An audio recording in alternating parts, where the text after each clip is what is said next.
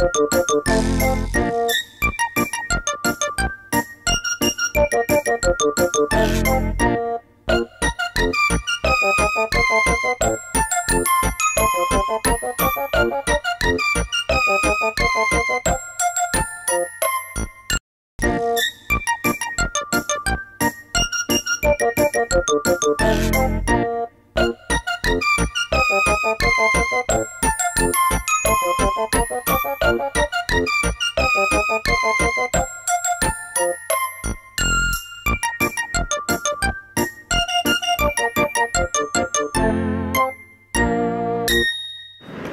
என்ன பண்ற?